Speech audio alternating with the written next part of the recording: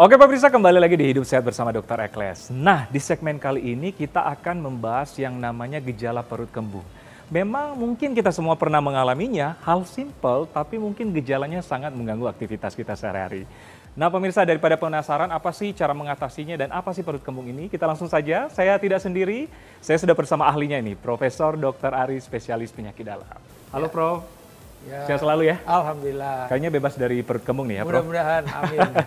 Nah ini Prof, gejala perut kembung Ya. mungkin pemirsa atau kita semua pernah mengalaminya. Ya, betul. Hal yang simple, tapi kadang mengganggu aktivitas. Ya. Benar ya Ya, Prof? betul, benar. Nah apa sih perut kembung ini Prof? Ya, jadi ketika seseorang itu mengalami perut kembung, kita mesti tahu dulu lokasinya itu di mana gitu ya. Nah, saya selalu menyampaikan batasnya itu sebenarnya pusar kita. Pusar Jadi, ya? Kalau iya betul pusar kita ya. Jadi kalau ini perut kembungnya di atas pusar, ini dari saluran cerna atas. Bisa dari lambungnya Ya. atau usus 12 jari. Umumnya memang dari lambung. Nah kalau kembungnya itu di bawah pusar itu Ya. bisa dari usus besar atau usus halus. Oke. Jadi saya patokannya seperti itu. Kalau tanya saya kembungnya di mana? Kalau dia bilang oh kembung saya di perut kiri atas, nah ini berarti dari lambung nih, lambungnya yang bengkak atau kita bilang memang mengembang. Atau kalau dia bilang oh ini adanya di sekitar pusar, nah ini mungkin kembungnya itu karena di usus halusnya problemnya atau di usus besar. Iya, iya, iya. Jadi itu hal yang mesti diperhatikan. Iya, iya. Ketika orang mengeluh kembung, kita mesti pastikan dulu lokasi itu ada di mana. Iya, oke. Dan ini memang hal simple ternyata bisa kita Ya. lakukan sendiri di rumah ya, di atas Ya, pusar sama di betul, bawah pusar ya. Betul. Iya, iya. Betul. Nah, Prof, ini kan perut kembung identik dengan apa ya, buang angin. Ya, iya. Nah itu gimana dok? Kalau sering buang angin berpengaruh di mana atau karena lokasi? Ya, jadi kalau pasien itu memang kalau kembung biasanya kalau dia kembungnya di atas, ya atau kita bilang dari saluran pencernaan atas, pasien tuh sering sendawa gitu loh. Berarti udara itu berusaha untuk dikeluarkan dan dia dengan cara sendawa. Oke. Nah, kalau ini memang adanya di bawah pusar, ini berarti di usus besar, usus halus, itu pasien akan tadi mungkin juga jadi sering kentut tadi atau Bener. flatus. Iya, flatus. Karena apa? Karena dia berusaha untuk mencari jalan keluar. Kalau ke atas kan terlalu jauh nih, makanya dia sering kentut. Makanya mungkin kalau dia sering kentut berarti problemnya ada di saluran cerna bawah. Oh, setuju. Jadi kalau cerna bawah dia Iya. usaha keluar lewat buang angin, Iya. kalau di atas lewat sendawa Betul, biasanya ini ya. yang simpel aja deh. Artinya buat masyarakat tuh dengan informasi itu mudah-mudahan gampang mencernanya. Setuju. Apa sih sebenarnya yang jadi sumber masalah itu ada di mana sih gitu. Iya. Nah, dan memang kadang-kadang menjadi pertanyaan masyarakat nih, wah kamu makan ini nih, perut Iya. kembung, ini makan ini, itu Iya. benar demikian ada makanan tertentu? Prof? Betul. Jadi misalnya pada pasien-pasien yang punya ada masalah dengan lambung ya, dengan mahnya. Itu kalau dia misalnya mengkonsumsi makanan yang bergas seperti kol, sawi misalnya atau roti tawar atau mie yang berlebih-lebihan, dia akan merasa kembung. Oke. Begah karena tadi lambungnya ini sudah bermasalah, tambah lagi makanan yang memang memproduksi gas, akhirnya kan tambah bengkak lagi, begah tambah ya. begah lagi, gitu. Nah, kalau seumpamanya misalnya bagaimana yang di bawah, nah itu biasanya orang-orang yang memang mempunyai masalah dengan gangguan penyerapan khusus, ya.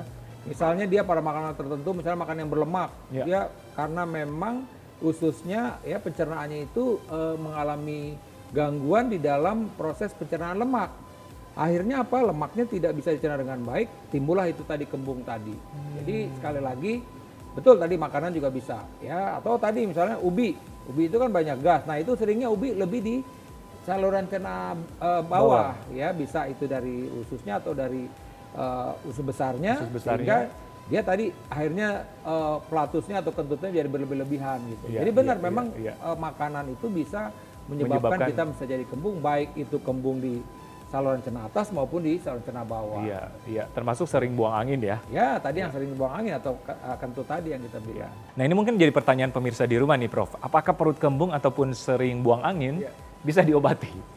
Ya, prinsipnya ini bisa diobatin sudah jelas ya. Jadi kalau tadi misalnya dia problemnya di saluran cerna atas, berarti ini masalahnya ada di lambung. Yang kita bilang ini dispepsia ya. Ada masalah yang kita bilang dispepsia misalnya. Berarti memang si lambungnya itu bekerja tidak normal, yang harusnya kita bicara soal misalnya pengosongan lambungnya itu ya bisa 4 jam, 6 jam, ini agak lambat misalnya. Nah itu akhirnya gas berlebih-lebihan. Nah ini bagaimana ngobatinya? Kita harus memberikan pertama mungkin obat untuk menekan asam lambung. Kemudian kita juga bisa memberikan obat anti kembung. Atau kita bisa juga menambahkan obat yang kita bilang prokinetik. Jadi kerja lambung itu dipercepat agar gas itu diturunkan ke bawah gitu. Jadi itu bisa. Bagaimana yang di bawah? Bisa juga kalau memang ini karena memang malabsorpsi tapi maldigesti, itu biasanya problem enzim, ya. Enzimnya kurang, ya kita suplementasi enzimnya sehingga proses pencernaan lemak misalnya atau karbohidrat, proteinnya menjadi baik gitu loh. Nah, jadi terus terang saja ya bisa diobatin, dan yang penting juga tadi gaya hidup. Ya gaya hidup tadi menghindarin makanan-makanan yang tadi mengandung ubi, gas, kol, ya, sawi. Ya. Kemudian tadi mungkin juga coklat, keju, makanan yang berlemak. Jadi selain obat, tentu gaya hidup terutama makanan minuman itu juga harus diperhatikan. Ada kan orang-orang tertentu saya sudah makan makanan sehat ataupun pola makanan yang teratur, tapi malah tetap sering kembung, sering buang air. Ini pertanda gejala biasa atau malah ke arah serius? Ya, berarti ini ada masalah kesehatan. Ya, secara umum tentu ketika pasien ini datang ke dokter, ya dipastikan tadi dia bilang udah menghindari makan makanan yang bisa menyebabkan kembung tadi, ya tentu kita harus lakukan pemeriksaan, ya kan. Kalau saluran cerna atas mungkin yang paling simpel USG dulu, di USG abdomennya ada masalah nggak dengan pankreasnya, ada masalah nggak dengan kantong empedunya, ada masalah nggak dengan livernya misalnya. Ada beberapa pasien-pasien saya yang fatty liver itu walaupun itu tidak menjadi gejala karena suka kembung juga gitu misalnya. Dan pada pemeriksaan USG, walaupun itu bukan secara langsung, itu dokter bisa juga mendeteksi, oh ini banyak gas di dalam lambungnya dengan USG secara kasar. Nah, tapi kalau untuk pasien tentu dengan endoskopi. Nah, untuk pemeriksaan lain feses biasanya. Nah, di feses itu kalau dia memang problem kembungnya itu dari saluran cerna bawah, kita bisa lihat fesesnya. Dan ternyata pada fesesnya, misalnya, karbohidratnya positif. Atau proteinnya positif, lemaknya positif. Yang seharusnya secara normal itu tidak kita temukan di dalam feses. Jadi artinya apa? Bahwa dia memang punya masalah di dalam mencerna baik itu karbohidrat, lemak atau protein. Nah, ini biasanya itu yang kita suplementasi dengan enzim misalnya seperti itu. Gitu. Pengobatan enzim ya? Dengan pengobatan enzim misalnya. Atau kalau mau ini ada hal yang terus makin kembung, takutnya memang ada yang kita bilang ke arah gangguan penyumbatan. Walaupun di awal mungkin kan penyumbatannya belum total. Nah ini tentu perlu pemeriksaan yang lebih lanjut untuk memastikan apakah memang ada arah ke situ atau tidak. Setuju.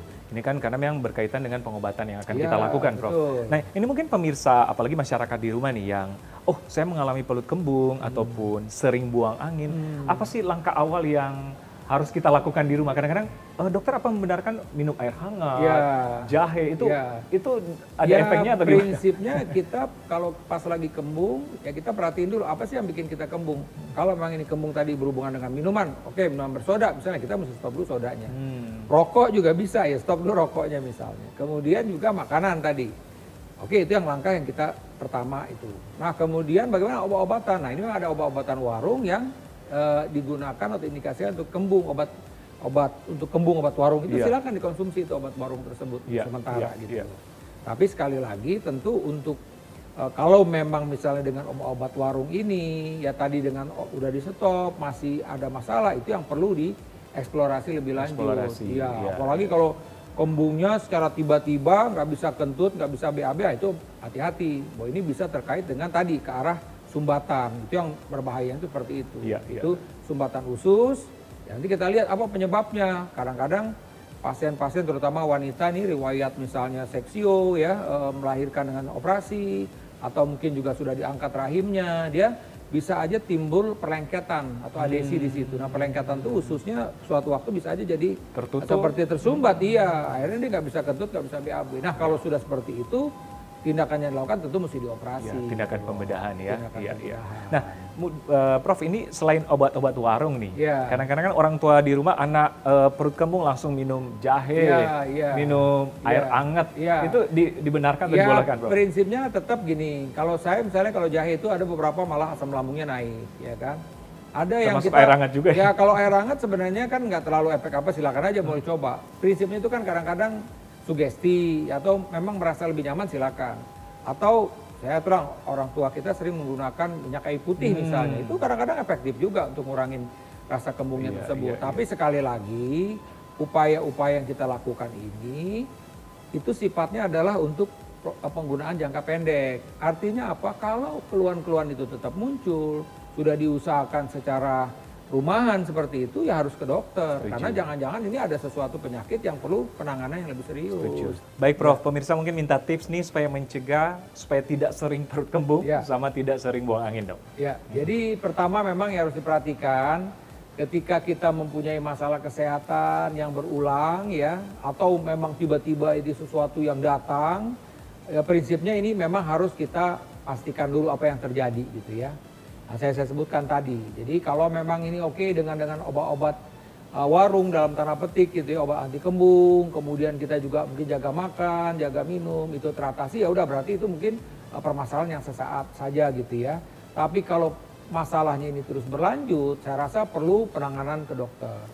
Bahkan tadi yang saya bilang kalau sampai memang kembungnya ini nggak bisa kentut, nggak bisa keluar angin, bahkan nggak bisa BAB, ini ada kemungkinan adalah suatu sumbatan usus. Nah kalau sumbatan usus ini seperti ini, nah ini tentu perlu mengatasinya dengan tindakan operasi. Setuju. Memang pemirsa jangan kita sepelekan, kadang-kadang ini kita anggap simpel, tapi memang kalau sudah tidak ada hasil di rumah, tidak terobati dengan pengobatan kita sendiri, tandanya harus ke dokter ya Prof ya. Oke Prof Ari, terima kasih banyak, informasinya sangat jelas. Sehat selalu ya Prof. Terima kasih. Oke pemirsa, demikianlah perbincangan dengan Prof Ari, semoga bermanfaat, ingat mencegah dan kita yang harus menjaga dengan bijak kesehatan kita sendiri ya Prof ya. Jangan kemana-mana.